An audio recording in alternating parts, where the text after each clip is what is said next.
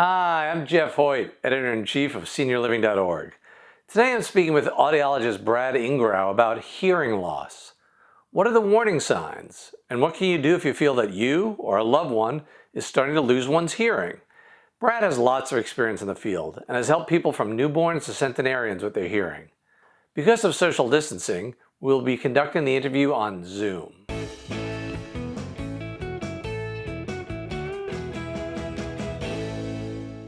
Hi, it's Jeff Hoyt, Editor-in-Chief of SeniorLiving.Org, and today I'm talking to Brad Ingrao, who is an audiologist, and he will tell you all about what that means. He's worked in clinical, academic, and industry positions, and today we want to talk a little bit about hearing loss.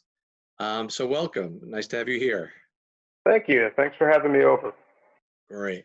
So let's start out with, what are the early signs that you might be suffering from hearing loss? Sure. Well, the way that the hearing mechanism sort of tends to fail usually begins with a little reduction of volume, but more importantly, a slight reduction in clarity. So you begin to say, I think I heard him, but I'm not sure. So there's that lack of confidence in the quality and the accuracy of what you're hearing. And also, many people will develop some tinnitus or tinnitus. You could flip a coin on that pronunciation, which is a ringing in the head or the ears. And so either of those probably are the first indicators that most of my patients have said, I can look back 10 years and go, I started to ask my wife, what did you say? What did you say? The other big one that most people notice is the volume that I use is 73 and the volume everybody else uses is 53. So when you start to crank the volume up a little bit, thinking that you're going to be there. Another, prior to audiology, I was a sign language interpreter, so I'm a big body language guy. And so when people don't hear well, they tend to listen like this. And when they hear well, they tend to be more relaxed. So if you notice yourself starting to lean in a little bit, those are some good telltale signs. Leaning in. Interesting. I never heard that one before. I will keep that in mind. So what about, you talk about turning up the TV, but sometimes the television or the radio is just a one volume, one speaker talking at a specific volume, as opposed to something where there's a lot of background noise. Is that something that's also a common feature when you start hearing loss? Absolutely, yeah. So after we start to lose that little bit of, there's two parts of the inner ear that tend to fail. The outer part goes first. When that inner part starts to have a little more difficulty, then absolutely correct. You start to have what we call auditory figure ground, or the speech, separating the speech or the signal you want to hear from what's going on around you. And so, yeah, it's easy to hear the news because the news is a one speaker situation. But when you go to a drama or a movie on TV and there's lots of stuff going on, or realistically in most people's lives, a conversation like we're having right now, if we weren't, thousands of miles away, it would be very easy. Doctor's office, lawyer's office, that sort of thing. But when you get into that conference room setting, now all of a sudden the distance and the background noise and the reverberation. So it goes again back to, I know there's sound going on, but I'm now having more difficulty differentiating it. So the speech and the background noise just sort of blend together, and it gets harder to pull out what you want. I see. And then a lot of these are signs that a person can recognize within him or herself. What about looking at a partner or a parent, a senior in your life? What signs could you look at other than, let's say, leaning in when they talk to you? What signs might you look at to see that your mom might need to visit an audiologist? Sure. Well, one of my favorite books is called "What's That Pig Outdoors?" It's by Harry Kaiser, and it's a story about exactly that. His wife said something to him, and his brain and his ear thought that she said, "What's that pig outdoors?" And so he answered the question relative to what he heard.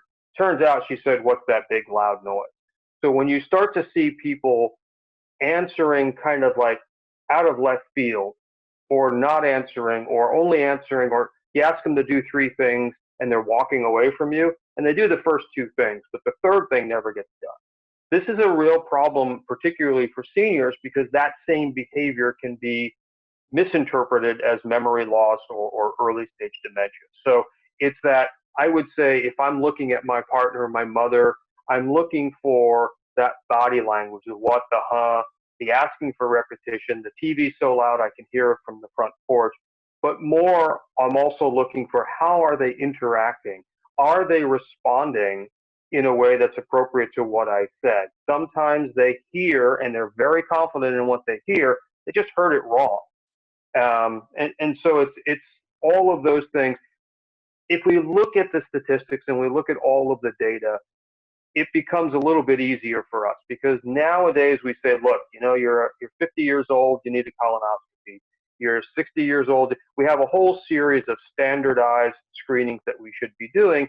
And the demographics really clearly say that the majority of people in that senior group will have at least a little bit of hearing loss. So it should be one of those, I'm getting to be in my 60s, I got my AARP card, let me go get a hearing test. Even if it's a baseline, even if it's perfectly normal, now we know where we are. So we're really, as a profession, promoting, let's get a baseline at around 60 years old. It's a good starting point. If you've had a significant exposure to background noise, maybe do it sooner. But even if you're not having these symptoms, it's really in your best interest to get a baseline hearing evaluation. I see. And what about pulling away from like social interaction? If mom doesn't want to go to church anymore or doesn't want to go to parties, could that also be a sign? Absolutely. That is sort of a second or third stage sign. We hope that we find the hearing loss and we address it prior to that. But absolutely, when you start to hear her say, oh, can we go to a different restaurant? I don't like that one anymore. Maybe it's not the food, maybe it's the fact that it's always busy and it's harder for her to hear. That kind of introspection on the quality of the communication is pretty rare in my experience. It really just comes down to sort of they begin to avoid these things, and it's a very, very insidious and slow process. So from my perspective and experience, by the time we get a person actively avoiding those social situations, they're probably 10 years out from when we should have seen them before. And if we look back, they've probably been doing some of those more overt signals earlier. Mm-hmm. So if someone goes for a checkup when they're 50 or 55 or 60, should their primary care physician be the one who says, hey, let me give you a quick little audio test, or refer them to someone automatically? Is there any procedure people should follow? Certainly screening is reasonable, particularly within a managed healthcare setting. Unfortunately, the kind of screening that you can generally do in a general physician's office isn't really going to be sensitive to the kinds of early signs of hearing loss that we're trying to address. So I would really recommend that people who are thinking, hey, my hearing health is important as part of my general health, just ask for that referral. Medicare certainly covers medically referred hearing evaluations, and most third-party Blue Cross Blue Shield, that sort of thing, will as well. Out of pocket, you might be talking about $150 or so, but that way you're going to have a test that is going to cover all of the parts of the hearing system, whereas that screening in the doctor's office, while it certainly will catch something huge, it will miss out on some of the differentiation that we can do in a formal test. Absolutely, the general physician should be checking for obvious things like earwax, because that can solve that. For some people, that's all it is. But even if there's earwax that's cleared, that person should be referred for a comprehensive evaluation. Now, once they have it and it's baseline, maybe routine screening down the road to monitor could be appropriate. But we really do recommend a good comprehensive audiologic screening in a controlled environment where we can look at the entire auditory system, not only from a loudness perspective, but also from that very important clarity perspective. I see. So summing up, a senior suspects they're having hearing loss, or someone in their family has hearing loss. What steps should they take? What's the first thing they should do?